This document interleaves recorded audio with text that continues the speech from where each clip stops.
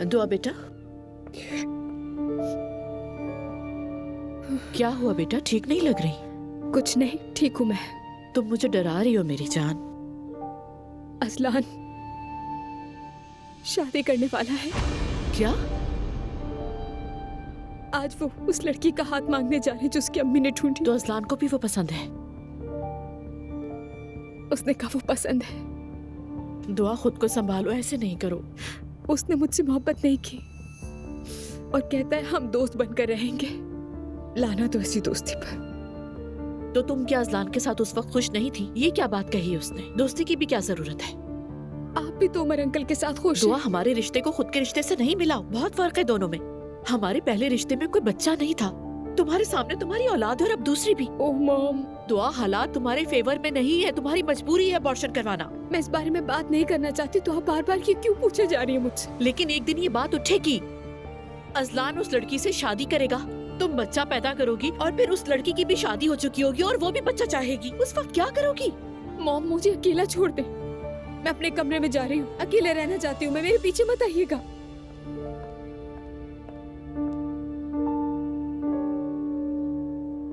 मैं तुमसे कल रात के बाद मिलना चाहता था रोहान।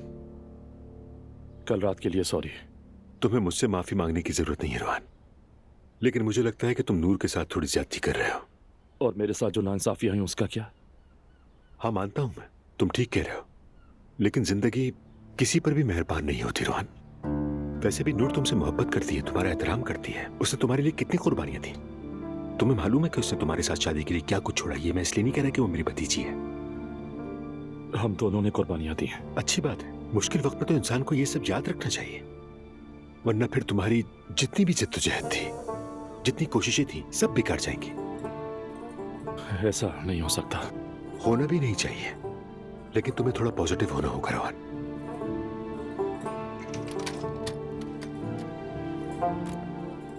ओह चाचा। दूर बेटा। अस्सलाम वालेकुम, कैसे हैं आप?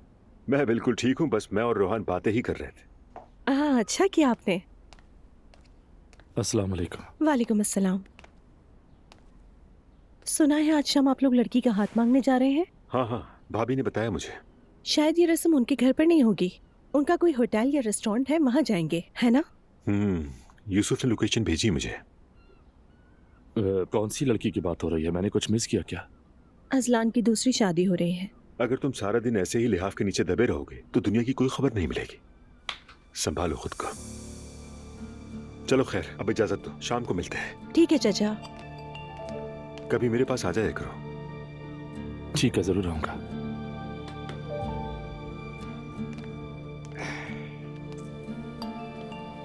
थैंक्स बेटा। और हाँ, एक बात, एक दूसरे से मोहब्बत और एहतराम करो। बेस्ट कपल हो तुम दोनों। बहुत शुक्रिया भाई, खुदा हाफिज। अल्लाह हाफिज।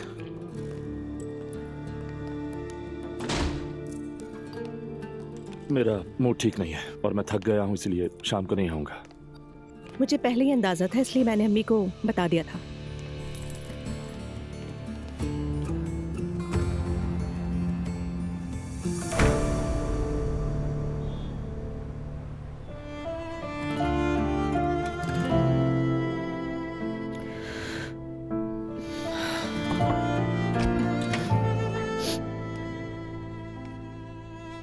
दुआ बेटा, तुम ठीक हो मेरी जान? नींद आ रही है नानी, बस जरा आराम कर रही हूँ। अच्छा बेटा, ठीक है, सो जाओ।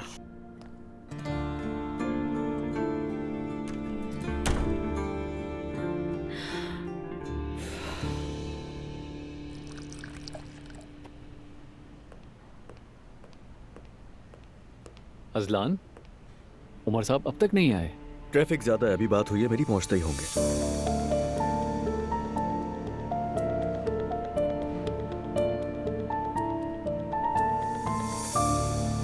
ज़ैनब बेटा, दुआ को क्या हुआ है? तबीयत ठीक नहीं लग रही उसकी। हाँ, ये तो मुझे भी पता है, लेकिन वो कह रही थी कि उसे नींद आ रही है, मगर वो मुसलसल रो रही है। अजलान की शादी हो रही है। क्या? अरेंज मैरिज वाली बात सच है मम्मी। ये कैसे लोग हैं आखिर ज़ैनब? अपने आप को कदामत पसंद कहते फिरते। मेरी बेटी अंदर से टूट गई है और वो लोग शादी की तैयारियों में लगे हैं। कितने बेहस लोग हैं। तो फिर वो रो क्यों रही है? यही तो चाहती थी ना वो। एक और बात है मम्मी जो आप नहीं जानती। तो बताओ, पता तो चले क्या बात है। फिर आप कहेंगे आपको पहले से पता था। मसला क्या है ज़ैनब? दुआ प्रेग्नेंट है। दुआ प्रेग्नेंट?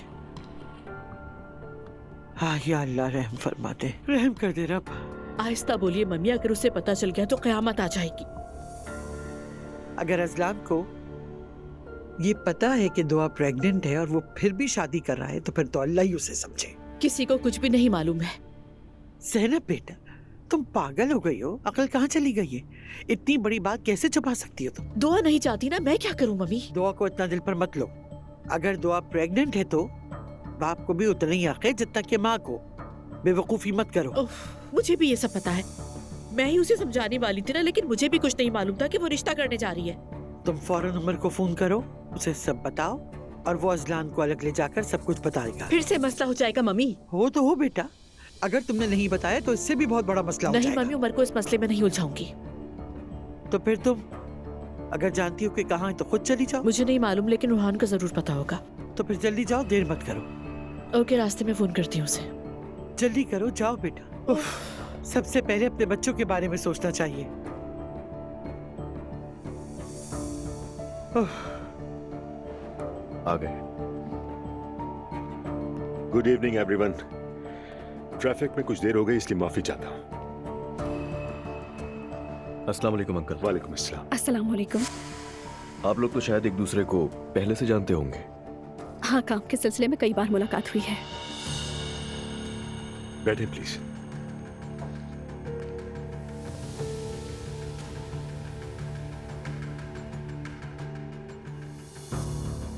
कैसे हो उमर तुम? जी शुक्र है भाभी।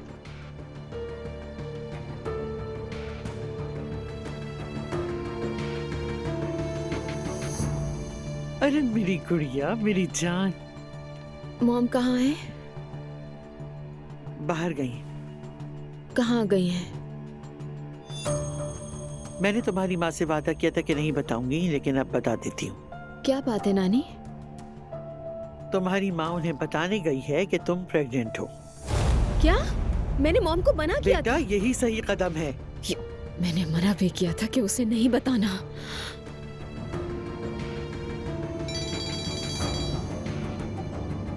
हाँ बोलो दुआ। मॉम घर वापस आए। दुआ, ये मसला तुम्हारे हाथ से निकल चुका है। क्या मतलब हाथ से निकल गया? मैं कह रही हूँ घर वापस आए फौरन। दुआ, तुम मेरी बेटी हो, प्रेगनेंसी को राज रखना किसी तरह मुनासिब नहीं है। अरे मॉम! दुआ, तुम आराम से बैठ जाओ। नानी जान, आप बीच में मत आए। क्या हो रहा है यहाँ? तुम्हारी बहन पागल हो गई है। आपा? आपा? नानी क्या हुआ है? आपा इतने गुस्से में क्यों है नानी? मुझे पानी का गिलास दो, तबीयत खराब हो रही है मेरी। जल्दी करो।